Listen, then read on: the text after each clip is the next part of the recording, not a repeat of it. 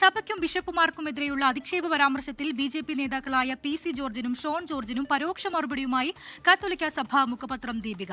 മിണ്ടിപ്പോകരുത് എന്ന ഭീഷണിയുമായി ഏതു രാഷ്ട്രീയ അവസരവാദി വന്നാലും ഇനിയും നിലപാട് പറയുമെന്നാണ് ദീപികയുടെ മുഖപ്രസംഗം. അതേസമയം പറഞ്ഞ നിലപാടുകളിൽ ഉറച്ചു നിൽക്കുകയാണെന്നാണ് PC ജോർജും ഷോൺ ജോർജും പറയുന്നത്.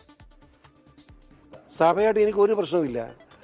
സഭയായിട്ട് പ്രശ്നമില്ലെന്നല്ല, സഭയുടെ പിതാക്കന്മാരെല്ലാം ബഹുമാനമാണ്.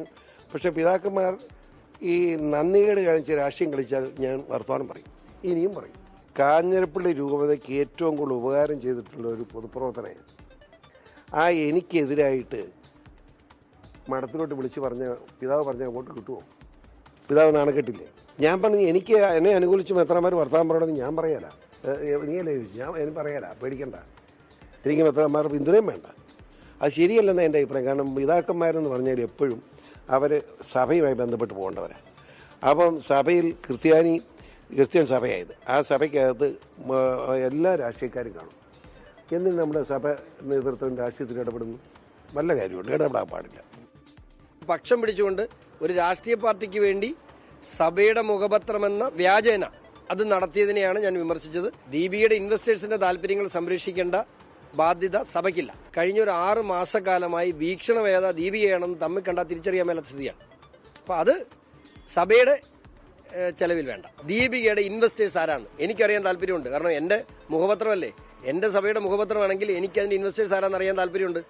അപ്പോൾ ആ ഇൻവെസ്റ്റേഴ്സ് ആരാണ്, അവരുടെ മോട്ടീവ്സ് എന്തൊക്കെയാണ്, അവരുടെ പൊളിറ്റിക്കൽ ബാക്ക്ഗ്രൗണ്ട് എന്താണ്? ഇത് സഭ നിയമമല്ല, രാജ്യസുരക്ഷയെ ബാധിക്കുന്ന ഒരു നിയമമാണ്. ആ രാജ്യസുരക്ഷയെ ബാധിക്കുന്ന ഒരു നിയമത്തിൽ ഇത്തരത്തിൽ ഒരു കൺസേണിന്റെ ആവശ്യമില്ല. എന്നാൽ കൺസേൺ ഉണ്ടോ? അത് ഞങ്ങൾ കേൾക്കും. മാറ്റിവെച്ചില്ലേ?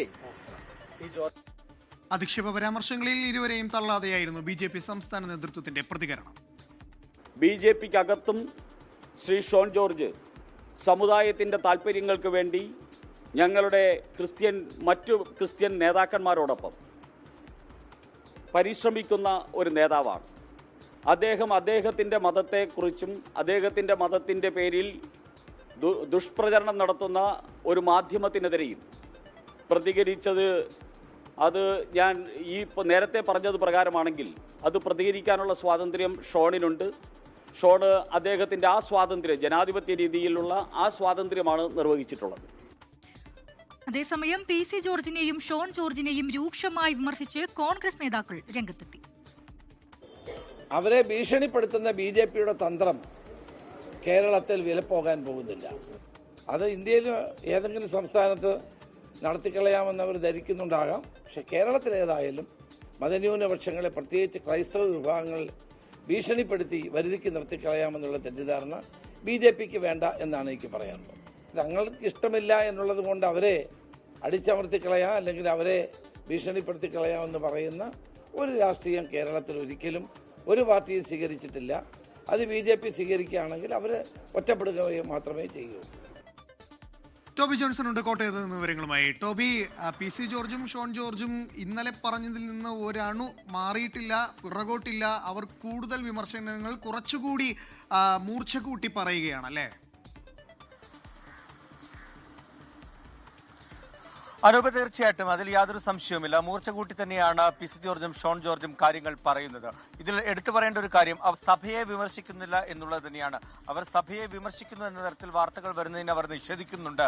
ഇന്ന് അതിന് പകരമായി അവർ പറയുന്ന, അല്ലെങ്കിൽ അവർ കൃത്യമായി പറയുന്നത്, സഭയിലെ ചില മെത്രാന്മാരെ അല്ലെങ്കിൽ ചില നേതൃത്വത്തിലുള്ള ചില ബിഷപ്പുമാരുടെ നിലപാടുകളെയാണ് PC ജോർജ് വിമർശിക്കുന്നത്. അതോടൊപ്പം തന്നെ ഷോൺ ജോർജ് പറയുന്നത് തന്റെ വിമർശനവും സഭയ്ക്കെതിരെയല്ല, താൻ വിമർശിച്ചത് ദീപിക പത്രത്തിനെതിരെയാണ്.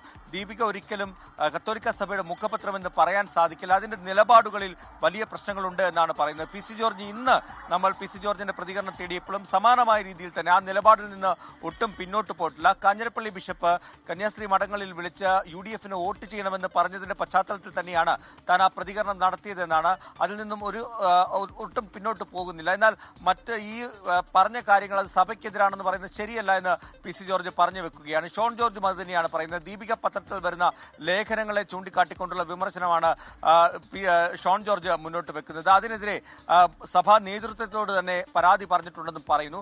എന്തായാലും ഈ വിഷയം വലിയ ചർച്ചയായി മാറിയിട്ടുണ്ട് എന്നുള്ള കാര്യത്തിൽ യാതൊരു സംശയവുമില്ല.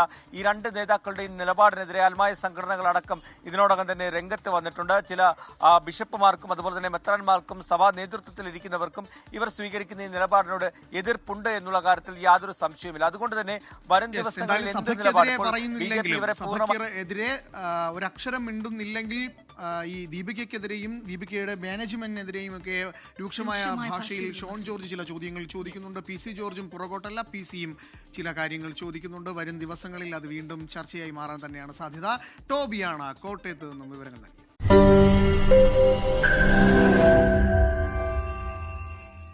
ലോകത്തെവിടെയായാലും ഏത് സമയത്തും 24 വാർത്തകളും ഓഗ്മെന്റഡ് റിയാലിറ്റി പാക്കേജുകളും എക്സ്പ്ലെയിനറുകളും വിശദമായി കാണാൻ ഞങ്ങളുടെ യൂട്യൂബ് ചാനൽ നിങ്ങൾക്ക് സബ്സ്ക്രൈബ് ചെയ്യാം.